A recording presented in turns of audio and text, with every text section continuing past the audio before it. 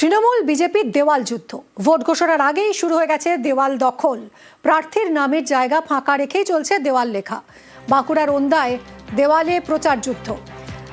দেওয়ালে কবিতায় বিজেপিকে তোপ তৃণমূলের দেওয়াল লেখায় উন্নয়নের খতিয়ান। প্রচারে হিন্দুত্বের শান বাঁকুড়ার বিজেপি নেতৃত্বের। নরেন্দ্র মোদীর স্লোগানেই ভরসা জেলা বিজেপির।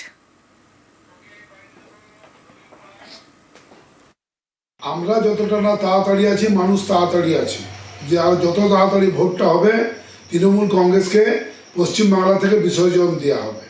কারণ তৃণমূল কংগ্রেস 15 বছর ক্ষমতায় যেভাবে পরিচালনা করেছেন, যেভাবে পশ্চিমবাংলার মানুষকে বরবাদ করেছেন, যেভাবে আজকে শেষ সময়ে বিভিন্ন ভাঁওতাবাজি বলছেন, ভাঁওতাবাজির কথা লিখছেন, তাই মানুষ সাধারণ আগ্রহে তাকিয়ে আছেন যে কিভাবে তৃণমূল কংগ্রেসকে যত তাড়াতাড়ি ভোট হবে তত তাড়াতাড়ি পশ্চিমবাংলা থেকে বিদায় করবে। আমরা বিধানসভা 2021-এ হারিয়েছি।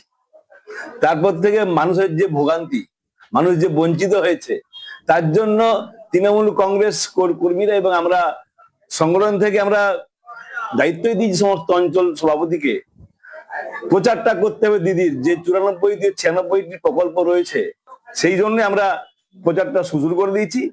প্রার্থী যেই হোক, মমতা বন্দ্যোপাধ্যায় যাকে প্রার্থী করবেন আমাদের দলের, তার হয়ে আমরা প্রচার করব, ভোট করব।